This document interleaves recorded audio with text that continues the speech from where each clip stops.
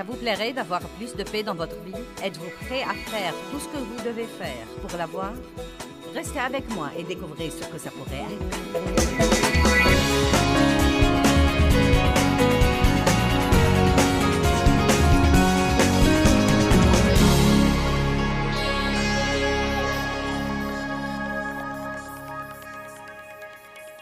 Arrêtez de séparer le sacré du profane. Et vos dons alors? Nous avons tous des dons que Dieu nous a donnés et il nous est facile de faire la chose pour laquelle nous sommes doués. Nous aimons la faire. J'aime enseigner. Je ne suis pas vraiment obligée, non, mais j'étudie et je travaille là-dessus de ce point de vue, mais c'est quelque chose qu'il m'est facile de faire. Allons à Romains 12.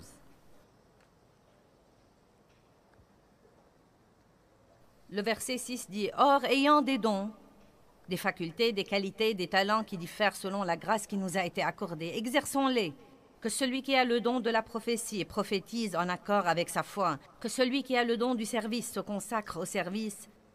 Que celui qui a le don de l'enseignement se consacre à l'enseignement. Que celui qui a le don d'exhorter se consacre à l'exhortation. Que celui qui a le don de donner le fasse sans calcul. Que celui qui exerce la miséricorde l'exerce avec joie. Mais puis-je vous dire que tous ces dons risquent d'être poussés à l'extrême? Maintenant, j'aime donner, vous savez. Dieu m'a changé après avoir été très égoïste et égocentrique, et j'aime vraiment donner. Je crois que l'un de mes dons est de donner, vous savez. Mais si je ne fais pas attention, je risque de devenir un sauveteur. Je veux délivrer tout le monde de leurs problèmes. Et j'ai découvert que ce n'est pas parce que vous pouvez faire quelque chose pour quelqu'un que vous devez le faire ou que vous êtes censé faire quelque chose pour tout le monde. C'est une grande responsabilité que de prendre les dons que Dieu vous a donnés et de les exercer avec modération et de ne pas les pousser à l'extrême. Est-ce que quelqu'un comprend ce que je dis aujourd'hui? Si vous êtes enseignant, vous devez enseigner dans le domaine où vous êtes censé enseigner, mais cela ne veut pas dire que vous devez enseigner à tous les êtres vivants. Si vous êtes patron, vous n'êtes pas celui de tout le monde. Si vous êtes donneur, vous devez être mené par l'esprit pour savoir où donner. Si vous êtes exhortateur, vous devez exhorter, mais vous ne devez pas pousser la chose à l'extrême, à tel point que Dieu ne pourrait plus parler aux gens des choses qu'ils devraient changer. Maintenant, parlons de certaines vertus qui peuvent être poussées à l'extrême. Comment est-ce qu'une vertu pourrait-elle être poussée à l'extrême? Prenons par exemple la paix. Wow, quelle merveilleuse vertu!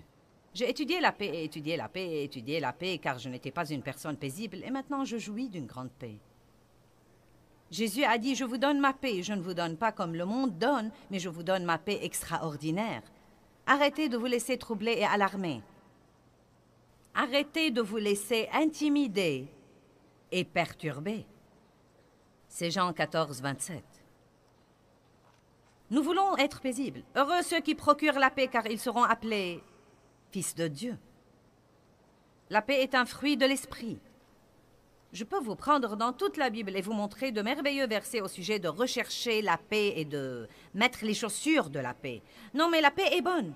Nous devons être paisibles. Mais quelqu'un qui se décide à être paisible pourrait pousser cette vertu à l'extrême où elle devient un problème quand il veut maintenant être tellement paisible qu'il fait des compromis pour rester paisible et n'affronte absolument pas ce qu'il devrait affronter parce que maintenant tout son but dans la vie, c'est d'être en paix. Je veux la paix. Je veux juste la paix. Eh bien, vous savez quoi? Vous serez obligé parfois de faire la guerre. Car il y a un passage où Jésus dit « Je suis venu apporter la paix » et un autre passage où il dit « Pensez-vous que je sois venu apporter la paix? Non, je suis venu apporter la division. » Apprenons à être menés par l'esprit et à nous délivrer de tout excès.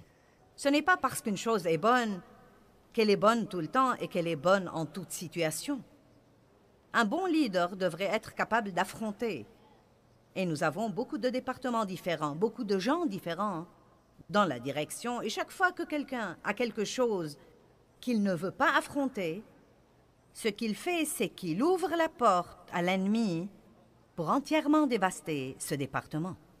Les bons leaders doivent affronter. Et chaque fois que quelqu'un veut entendre oui et que vous lui dites non, il se fâchera contre vous pour quelque temps. Ça fait partie de la responsabilité de leader. Et l'amour alors? Nous sommes censés aimer tout le monde. Comment peut-on pousser l'amour à l'extrême? Ce n'est certainement pas quelque chose que nous pouvons pousser trop loin, Joyce.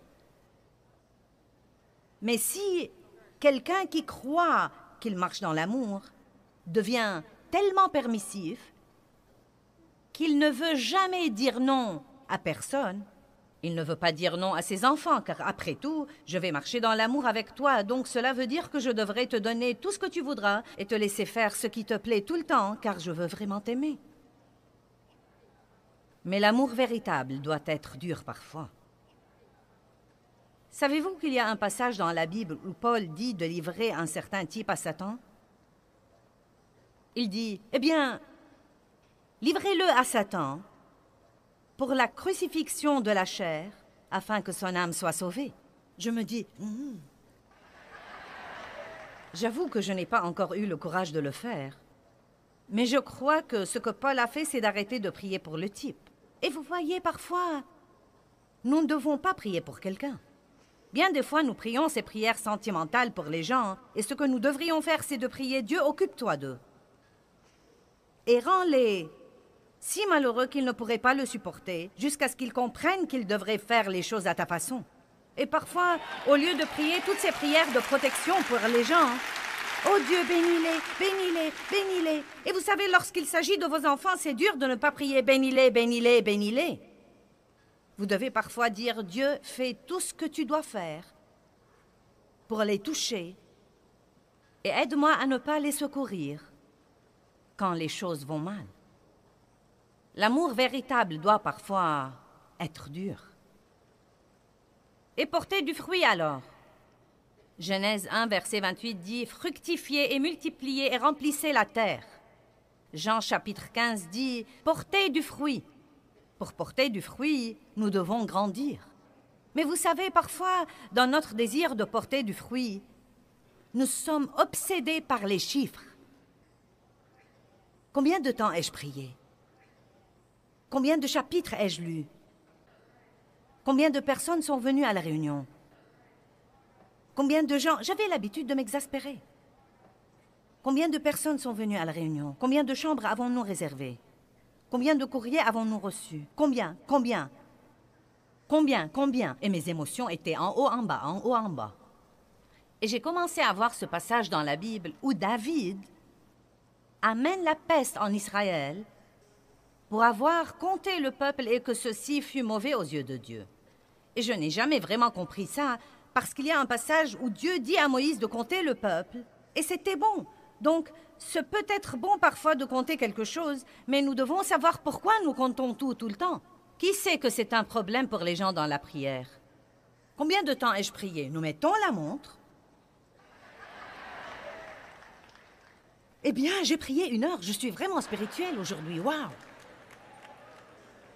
Combien de pages ai-je lu? Ouh! J'ai lu tout le livre de Matthieu. Qu'importe si vous n'avez rien appris. Vous l'avez lu.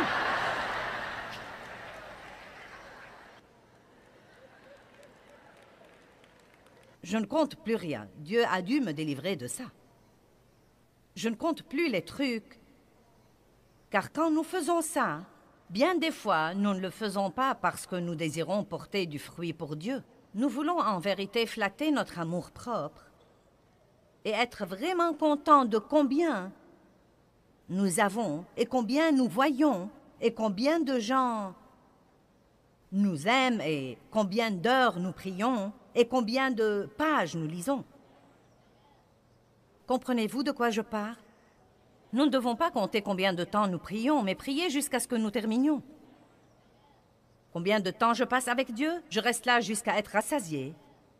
Et je sais quand je suis rassasié. Non, mais je sais quand j'ai terminé et je ne regarde plus la montre. Des jours peut-être 1 demi-heure, des jours peut-être 3 heures, je ne sais pas. Ça m'est égal, car je ne crois pas que Dieu veut que nous regardions la montre tout le temps. Je crois qu'il veut juste que nous vivions pour sa gloire et porter du fruit et nous multiplier et ne pas déterminer la valeur des choses par les chiffres tout le temps. Combien de personnes avez-vous dans votre église? Combien d'argent gagnez-vous?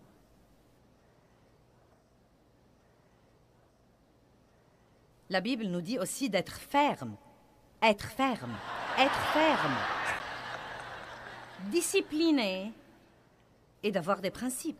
Disciplinés, nous devons être des gens disciplinés. Mais vous voyez, l'excès vient quand vous devenez tellement rigide et tellement inflexible et tellement discipliné que vous ne bougez pas d'un pouce. Impossible, pas question. Vous avez votre plan et tout le monde doit se conformer à votre plan. Ce n'est pas la volonté de Dieu. Et l'humilité alors, la Bible dit « Soyez humble ». Oui, je suis vraiment très humble. J'exerce l'humilité. Vous voyez, c'est tellement exagéré, car vous savez ce qu'est la vraie humilité, c'est la force maîtrisée. Une personne est humble quand elle reste sous la main puissante de Dieu, bien qu'elle puisse sans doute faire quelque chose. Je suis humble quand quelqu'un qui travaille pour moi m'exaspère et que je veux le renvoyer. Et Dieu me dit, donne-lui une autre chance. Quand vous pouvez faire quelque chose, quand Jésus aurait pu appeler une légion d'anges, mais il a dit, non, c'est la voie que Dieu veut que je suive, c'est ce qu'il veut que je fasse. Je dois aller à la croix. Il a manifesté l'humilité quand il a fait ça et non pas la faiblesse. Non pas qu'il n'ait pas pu faire quelque chose, il a pris la décision de ne rien faire. Quand vous pouvez vous venger de vos ennemis, mais que vous espérez en Dieu pour vous justifier, vous ne manifestez pas la faiblesse, vous manifestez l'humilité. Et c'est une qualité que Dieu veut que vous ayez. Soyez modérés. Ne soyez pas excessifs. Et l'honnêteté alors? La Bible nous dit d'être honnête, c'est une merveilleuse qualité. Mais elle ne nous dit pas d'être brutaux.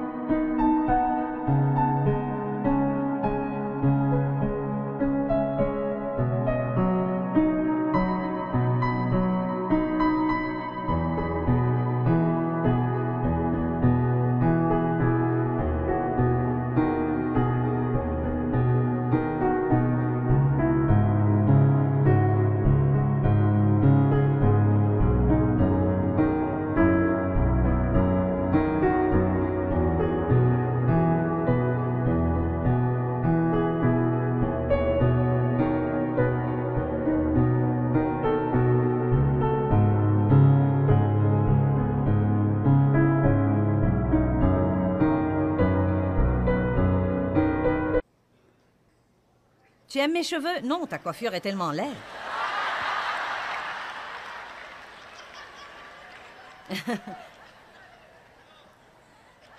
Tu m'as dit d'être honnête. La Bible dit de dire la vérité dans l'amour. Nous devons être honnêtes. Vous savez, si quelqu'un me dit « Tu aimes ma coiffure ?» Si je ne l'aime pas, je crois que je pêche si je lui dis oui. Mais je crois que je peux trouver un moyen de lui dire « Je devrais peut-être l'avoir sur toi pour quelque temps. Peut-être que je commencerai alors à l'apprécier. »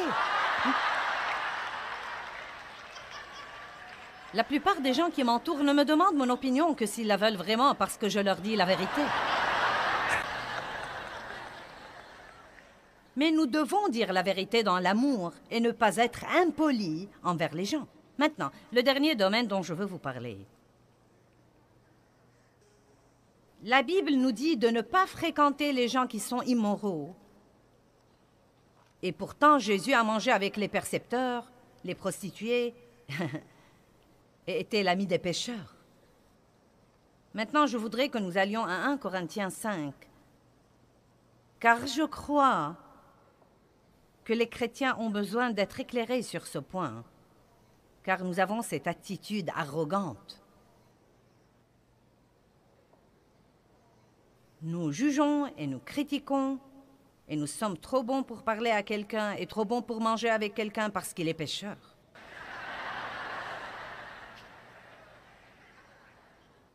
Comment croyez-vous que vous allez gagner quelqu'un au Christ si vous ne fréquentez personne?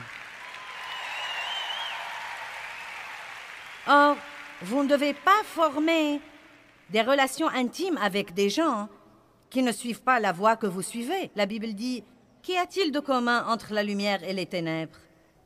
Donc, je garde mes relations avec des gens comme ça, superficielles, et je veille à ce que ce soit moi qui les affecte et non pas eux qui m'affectent. Mais je crois qu'il est temps que les chrétiens aillent dans le monde et agissent en tant que chrétiens. Nous devons être dans le monde, mais pas du monde. Mais bien des fois, ce que les chrétiens font, c'est qu'ils sont du monde et agissent comme s'ils ne sont pas dans le monde. Le Seigneur soit loué, gloire à Dieu, alléluia. Et nous jugeons et nous critiquons et nous ne voulons rien avoir à faire avec les autres et tout le monde croit que nous sommes fous et que nous croyons que nous sommes meilleurs qu'eux. Et si vous... Nous devons apprendre à aller dans le monde et vraiment à être pieux et non pas bizarre. Vous devez parler aux gens de choses qu'ils comprennent. Vous n'êtes pas censé chasser le diable de toutes les poignées de portes que vous ouvrez et essayer de discerner tous les esprits dans la pièce où que vous alliez. Parlez en français et non pas en langue quand vous êtes avec les gens.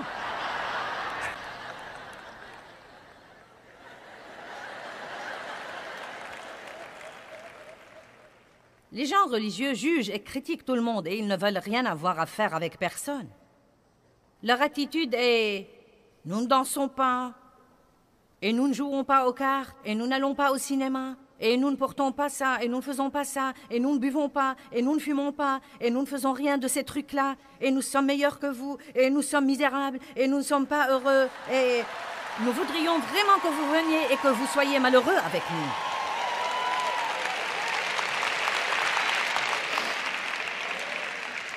Vous feriez mieux d'aller vous amuser un peu avec les gens. Vous n'avez pas à écouter des cochonneries, ni faire des commérages, ni aller voir des films cochons. Ayez une échelle de valeur. Mais si vous voulez être gentil avec les gens et que vous voulez les aimer vraiment, mais maintenir un niveau d'intégrité dans votre vie, ils trouveront finalement quelqu'un qu'ils peuvent respecter et qui a quelque chose qu'ils voudraient avoir.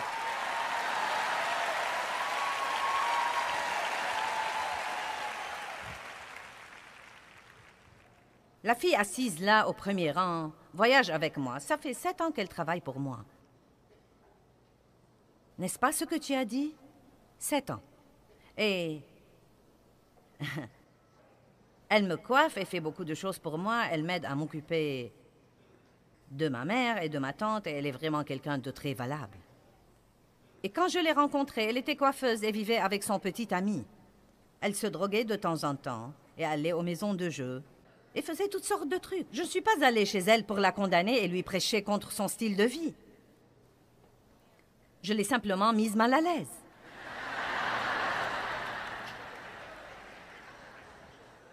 J'étais vraiment gentille avec elle et je lui offrais des cadeaux et... vous savez, je priais pour elle. Et de temps en temps, je lui glissais un petit quelque chose. Et un jour, je lui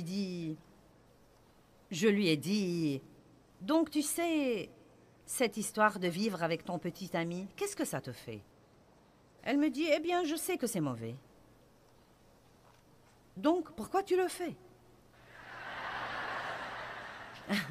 Parce que je ne fais pas confiance aux hommes. J'ai été abusée par un homme et Je lui dis, « Eh bien, tu as un fils, n'est-ce pas? » Oui. Je lui dis, « Qu'est-ce qu'il en pense, à ton avis? » Elle me dit, « Nous dormons dans des chambres séparées. Ce n'est donc pas un problème pour lui. » Je lui dis, « Oh bien. » Donc, j'ai laissé tomber pour quelque temps. Elle m'a donné la permission d'en parler, pour que tout le monde cesse de se demander si je la dérange, car ce n'est pas le cas. Et vous savez, bref, non mais, ça faisait probablement 3 ans qu'elle me coiffait 2 fois par semaine, avant que je n'ai eu l'occasion de la mener au Seigneur. Et d'autres années se sont écoulées avant qu'elle ne soit en mesure de vraiment travailler pour moi. Mais qu'est-ce qui serait arrivé si j'avais pensé que j'étais trop bonne pour aller chez elle? Parce qu'elle avait des trucs qui étaient mauvais dans sa vie. Elle ne serait pas assise ici, régénérée et remplie du Saint-Esprit. Allez maintenant. Ce n'est pas parce que vous êtes sauvés que vous ne pouvez plus parler à vos parents et que vous ne pouvez pas faire ceci et que vous ne pouvez pas faire cela et que vous ne pouvez pas faire quelque chose d'autre. En fait, je pourrais vraiment m'embarquer dans quelques trucs, mais je n'ai pas le temps d'en parler et d'en finir avant qu'il ne soit le temps de rentrer chez moi, mais... Ne soyez pas excessifs. Aimez Dieu de tout votre cœur. Étudiez la parole de Dieu, mais arrêtez de tout compter. Soyez menés par l'Esprit. Passez du temps avec Dieu pour être rassasiés. Lisez jusqu'à ce que vous sentiez que vous avez appris quelque chose. Il ne s'agit pas de compter quelque chose et de vous sentir fier de vous pour l'avoir fait. Essayez de ne pas avoir l'air trop spirituel et religieux quand vous êtes avec les gens qui n'ont pas la moindre idée d'où vous venez. Nettoyez vos maisons, payez vos factures. Si vous avez un mari qui est non sauvé, ce serait bon de ne pas le laisser à la maison et aller à l'église un dimanche. Allez à la pêche avec lui. Je ne sais pas. Je ne dis pas de ne pas aller à l'église chaque dimanche. Je dis que nous exagérons parfois. Vous serez peut-être surprise. Il pourrait décider d'aller à l'église si vous vous comportez comme une personne.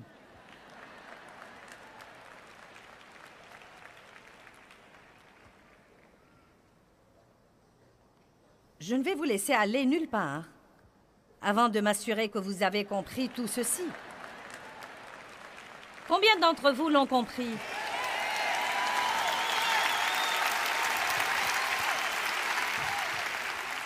En fait, vous savez quoi? Je n'ai pas le temps de lire ça. Vous pouvez lire 1 Corinthiens vous-même, mais voilà l'essentiel. L'apôtre Paul dit en fait que nous devons nous méfier des soi-disant chrétiens qui mènent une vie immorale. C'est eux qu'il nous dit de ne pas fréquenter. Les gens qui prétendent être croyants alors qu'ils sont avides et ont toutes sortes de rebuts dans leur vie, c'est d'eux que nous devons nous méfier, et non pas de ceux qui disent qu'ils sont des pécheurs. Nous devons donc avoir de l'équilibre dans notre vie. Je n'ai pas le temps de prêcher ceci plus longuement, mais vous devez demander à Dieu de vous montrer un domaine dans votre vie où vous poussez les choses à l'extrême. Dieu, montre-moi les domaines où je pousse les choses à l'extrême. Vous savez, peut-être que vous buvez trop de café ou de soda ou que vous mangez trop de sucre. Peut-être que vous ne faites pas assez d'exercice ou que vous en faites trop. Peut-être que vous ne parlez pas assez ou vous parlez trop. Peut-être que vous êtes trop paisible. Peut-être que vous devez déclencher un petit quelque chose dans votre maison de temps en temps. Peut-être que vous devez rentrer chez vous et déclencher un feu et dire « ce n'est pas une journée de paix ». Qui sait de quoi je parle? Si vous voulez être des chrétiens, soyez des chrétiens qui commandent le respect. Ne soyez pas des mauviettes qui tournent autour du pot et qui restent assis à ne rien faire et se laissent tout le temps marcher sur les pieds. Soyez francs, soyez agressifs si vous voulez, mais faites-le avec piété. Laissez les gens savoir où vous en êtes. Soyez honnêtes, mais pas brutaux. Soyez disciplinés, mais ne soyez pas rigides. Soyez modérés. Qui croit qu'il pousse les choses à l'extrême? Je crois que j'ai donné le bon message, n'est-ce pas? Levons-nous tous.